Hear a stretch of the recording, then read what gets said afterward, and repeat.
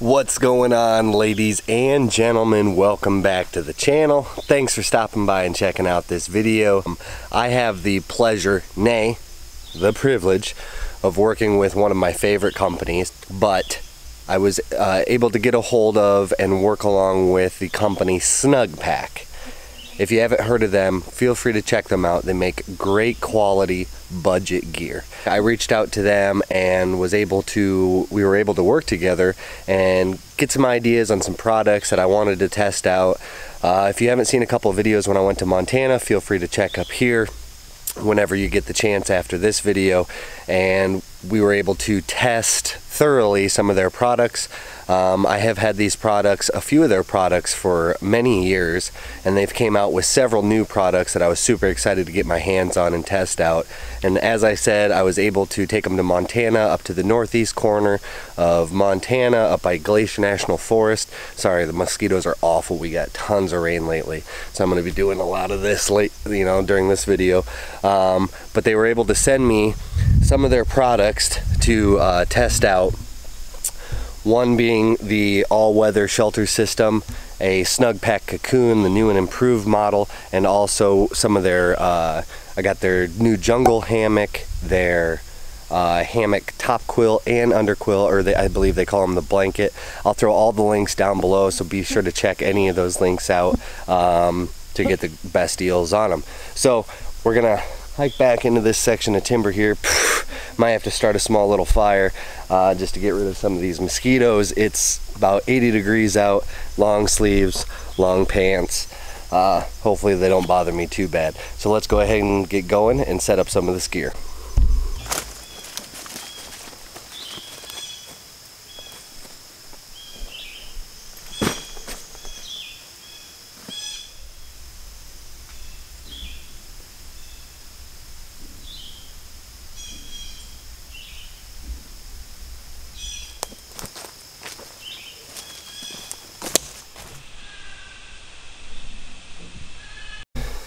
Alright, so first up is their jungle hammock. I've had this now for, what, 3 or 4 months. We did use it, we took turns using it in Montana, but super lightweight. This is considered a double, I believe, but you can see how small this is. We'll go ahead and get this set up. It does come with its own hanging straps here, which actually turn out not to be that bad. It's pretty much like a heavy-duty paracord with some tree straps. Super lightweight, that's the plus with this. Not as lightweight as like Amsteel or anything like that, but it is a plus to have it with there. And it is just like an OD green, thin, I believe it's a nylon parachute material. So let's go ahead and get this set up and I'll give you a closer look. Alright, so you can see it set up here. Super lightweight hammock, really good quality. Super lightweight but surprisingly strong. I'll go ahead and throw some more of the details on the screen right now so that you can get a better look at all the features and details with this thing. One thing you might notice here, if you can see it, is I actually put on a structural ridge line here. I just used paracord. You can use Amsteel, anything like that. That's one thing I do recommend with any sort of hammock camping, is that you do this to get your nice, perfect sway there, your nice loft within the hammock, because then when you lay into it, you can actually adjust yourself and get that better, nice flat lay. So we'll go ahead and lay in this. I do like my foot end up a little higher. Let's see if you, am I still in frame there?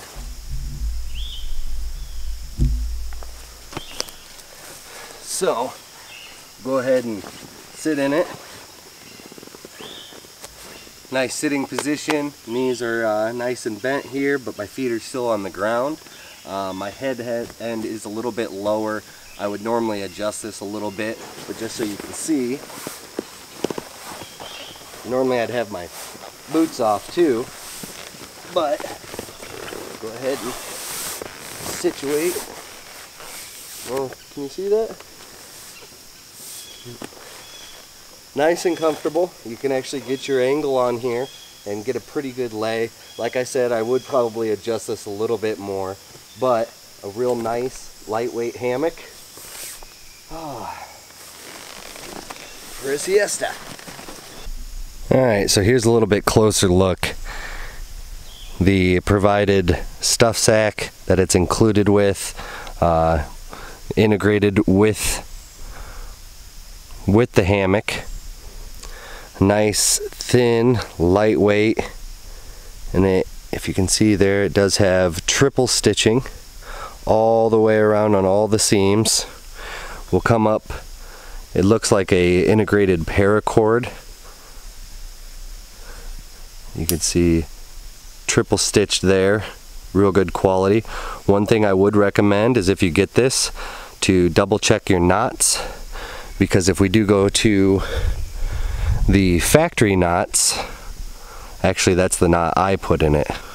So that's the knot that I just overhand knot, doubled up there. And if we come back over to the factory knot, one thing that I did notice, so if you see the factory knot, this one actually probably needs to be done. It's almost like 2 square knots on each end, kind of like a, not a very well like monkey fist. So definitely double check that, make sure that your knots are nice and tight, because the first time I did lay in this hammock, I went straight to the ground. Alright, so these are the provided carabiners. I do like them a little bit better than the standard S hooks and some of the other carabiners that do come with some hammocks. They seem to be working just fine. We'll get to this here in a second. This is my structural ridgeline, like I said, that I add on all my hammocks. But we'll go to the lashing on the suspension system. It's like a heavy duty paracord with integrated knots all the way up, about every foot. And then we'll get up to the lashing on the tree. It has a hoop on one end, just a loop right there, which goes through the tree straps. So it's just like a sleeve with a thick nylon kind of webbing, and then the double paracord just loops through here all the way around back to there, and then you have your suspension lines here where you can anchor everything to, and you get a nice secure spot. And back up to this side, same thing on this side, all the way up and there. So for a provided suspension system, it's not that bad. Now we'll go to the ridgeline and why I add it. The reason why I add it is because, as I said before, it gives you that nice 30-degree sag in your hammock, and it doesn't necessarily matter how far apart your trees are. Normally about like 12 to 14 foot is what I prefer. And as you can see here, that's just about a perfect distance for this hammock.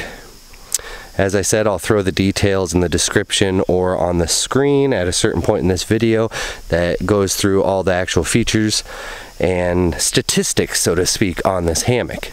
But this ridgeline here, you can just do it out of paracord.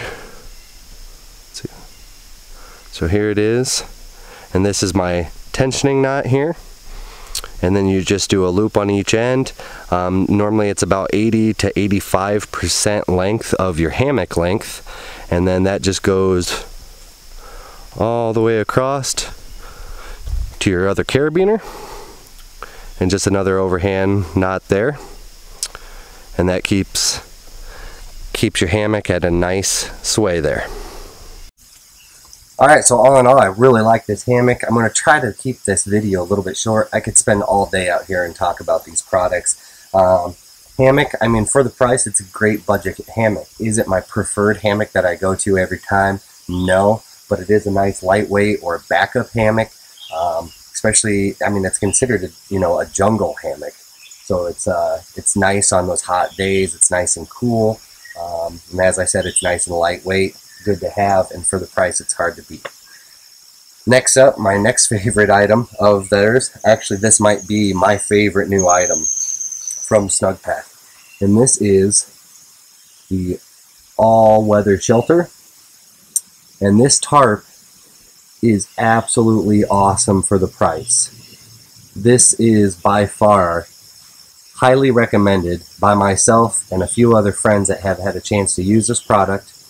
It is a huge, high-quality tarp. You can do it in a bunch of different configurations: plow point, lean-to, tent configuration, and my favorite usage for this is a hammock. And it comes in a small little pouch, little zipper screen there. Oh, and I didn't show you here, but here is the tropical hammock. Little focus there. I'll get you a little close-up of this information as well. And the hammock does come in this nice little mesh pouch. It is a little redundant because it does have its own pouch, and same with the all-weather shelter. And after you use it a couple dozen times, this is pretty much what it looks like. So you have the tarp, and then it also comes with all the necessary ropes and tie downs and stakes and everything like that. And this, last time I used it, this is how it ended up. It's still nice and compact. If you spend a little bit more time on it, it even breaks down a little bit smaller, and you're able to fit everything in. But last time I packed it away, I was kind of in a hurry. But still, for the size and quality of this tarp, I mean, come on. This doesn't take up much room at all. So let's go ahead and get this set up. All right, so this is just a quick setup from tree to tree. This is one of my favorite configurations because it's super easy. You could also do more of a house structure with it, but this way you just have it secured up to the tree and to the other tree, and then the other corners you just stake down into the ground.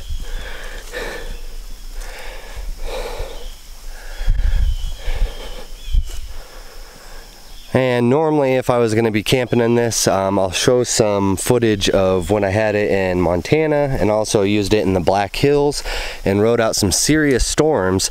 And you can see these other tie out points right here. What I actually did was I would grab some more paracord and pull this down, and it would really pull that tight and really repel the rain. Here I'll just show you how much room you actually have inside here. And this is just a quick setup. As I said, if I was actually going to endure some serious weather, I would take these and stake them out to the ground on each side. And I'll throw some video or footage up and let you see what that looks like here. But let me go ahead and take you inside here. I mean, the amount of room. I'll go ahead and sit down in the hammock.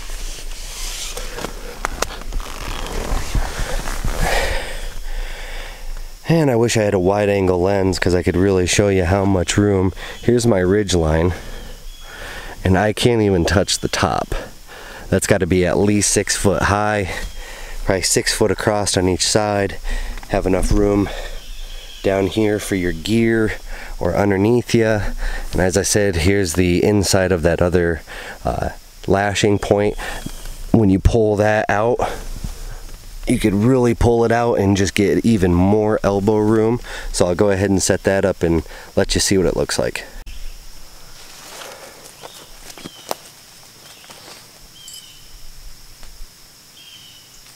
And another good thing with this is it comes with all the cord you would need for pretty much any configuration.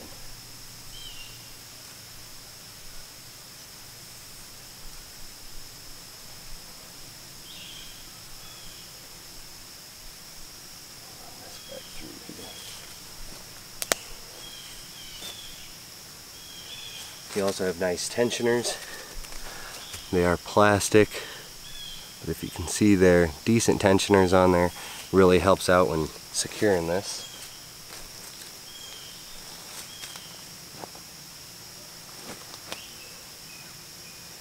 And tie this on.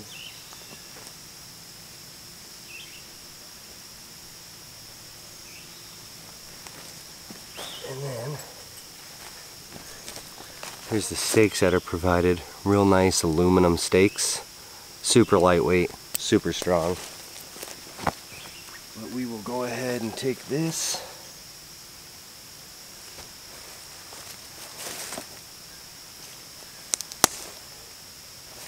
Pull it tight. And we'll do the same on the other side. And I'll take you around and show you what it looks like.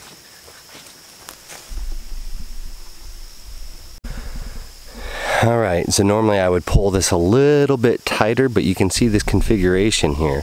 I actually we're isolating that center tie out, and that is just going down to the ground there.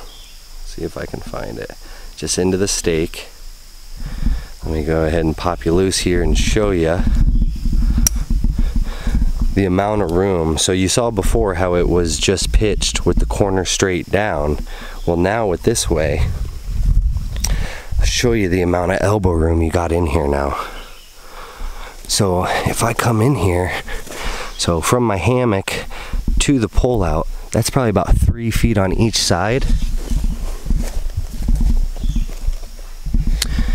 Same with that side there. And then what happens is when the rain comes down and hits here, this is a low spot. So from each side it comes down to the low spot and then down to your tie out, and most of the rain, unless it's coming down real hard, actually runs down your tie out down to the ground. Worst case scenario, it does come down and goes down to that stake, but I'm a big fan of this configuration. It really makes a home away from home. So we'll go ahead and get in here and I'll show you how much room we got when we lay down. So now you can see, here's my ridge line. See if I can get the camera on there, and then I still can't touch the ceiling. And then now I can't even touch the side of the tarp on each side. So, like I said, you could have all your gear down here, and I really rode out some really good storms up in the mountains with this configuration. The length, I don't know if you can see up there, but the length of the tarp is much longer than the length of the hammock. So obviously you would want a drip line on your hammock just in case if anything runs off down there. Let's get you spun around here. And now my mic's facing the wrong way, but hopefully you can hear me. And same with this side here. This little tail would act as my drip line, and that would just drip and keep anything off. But if you look up there, my tarp is so much longer than my hammock. So in all the storms that I've endured in this thing, I stayed perfectly dry. Never got wet or anything like that. Alright, so now let's see if I can crank this up so that you can see me here. Now that I got my mic turned away, what I was turned around the right way is that, so now you have this drip line right here, this little tail, that's going to act as a drip line and really keep you dry. So this configuration by far is probably my favorite when it comes to using it for a hammock tarp. With the amount of storms that I've endured with this tarp, I have never gotten wet, was able to stay dry the entire time and actually keep my gear dry as well. As I said, you got plenty of storage down here on each side. Got some of the other stuff here, but let's see. The overall size of this thing is 10 foot by 10 foot. So you have, I mean, that's a huge tarp. And when you're in here, you have so much room, it's just absolutely great. Okay, so now I'm actually just using my hammock as like a chair now, and I can't even touch, let's get you, even if I lean, whoa, without falling back, I can barely touch that. And then this side here, you could have, I just got the gear here now, but say if it was raining, this would be a perfect spot to wake up in the morning to the rain. You can still see outside, both angles, and you could sit here with your pack, staying completely dry, make some coffee from the hammock, make some breakfast from the hammock, and it's just nice and roomy. And then what you also could do is set this up in a porch mode. So you could have, you know, a trekking pole or a stick and actually prop this out even farther so that you'd have a nice porch, you could have a nice view. It'd really work out great. So got a few other products to get through yet. Hopefully this video is not taking too long, but we'll go ahead and get some other setup.